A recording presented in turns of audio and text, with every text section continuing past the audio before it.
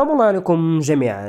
إليكم ترتيب مجموعة تصفيات إفريقيا لكأس العالم 2026 بعد إجراء مباريات الجولة السادسة. المجموعة الأولى منتخب مصر يتصدر ب 16 نقطة، بوركينا فاسو في المركز الثاني ب 11 نقطة، جيبوتي يتداول الترتيب بنقطة واحدة. المجموعة الثانية جمهورية الكونغو يتصدر ب 13 نقطة، منتخب السنغال 12 نقطة مناصفة مع السودان.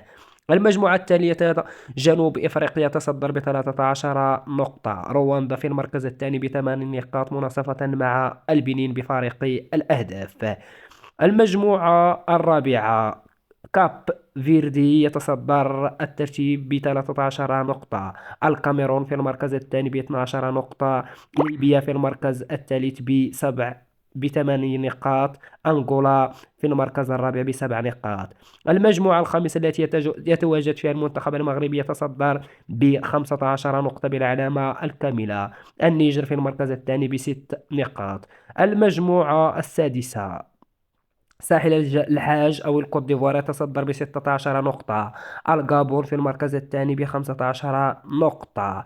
المجموعة السابعة التي يتواجد فيها منتخب الجزائر يتصدر ب15 نقطة، موزمبيق في المركز الثاني ب12 نقطة. أما المجموعة الثامنة منتخب تونس يتصدر ب16 نقطة، ناميبيا في المركز الثاني ب12 نقطة، ليبيريا في المركز الثالث ب10 نقاط. المجموعة رقم 9 غانا يتصدر الترتيب ب15 نقطة، جزر القمر في المركز الثاني ب12 نقطة، مدغشقر في المركز الثالث ب10 نقاط.